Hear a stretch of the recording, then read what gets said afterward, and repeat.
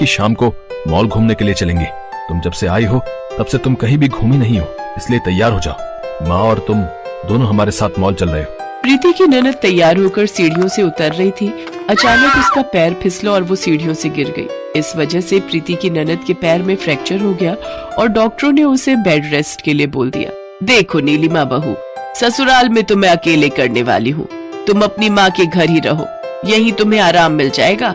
वहाँ तुम्हारी देखभाल कौन करेगा, क्योंकि तुम्हारे पैर की हड्डी टूटी है तो ठीक होने में 2-3 महीने तो तुम्हें आराम से लगेंगे। अपनी सास की बातों को सुनकर नीलिमा का मन उदास हो गया। उसे उस वक्त प्यार की जरूरत थी, अपनों की जरूरत थी, पर उसकी सास ने तो मुंह बना लिया। प्रीति ध्यान से अपनी कान की मशीन को ठीक करके उन दोनों की बातों को सुन रही थी।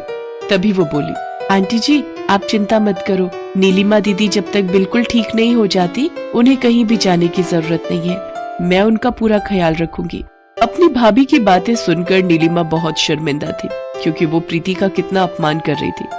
पर आज जब उसकी सास ने उसकी देखभाल करने से मना कर दिया तो उसकी अपनी भाभी प्रीति ही काम आई।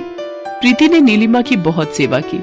कभी कभी प्रीति के कानों में मशीन नहीं लगी होती थी तो नीलिमा उसे इशारे से समझाती थी।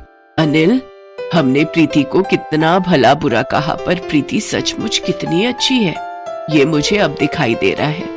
मैंने हमेशा उसकी कमी को देखा, उसकी अच्छाई को नहीं।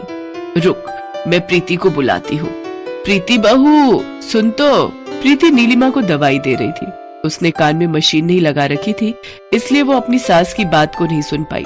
पर सुजाता इस बात को समझ गई और वो प्रीति के पास गई और उसके कंधे पर हाथ रखा और इशारे से उसके कान की मशीन उसके हाथ में दी।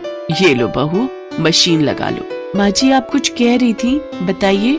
मैं बोल रही थी कि मेरी बहू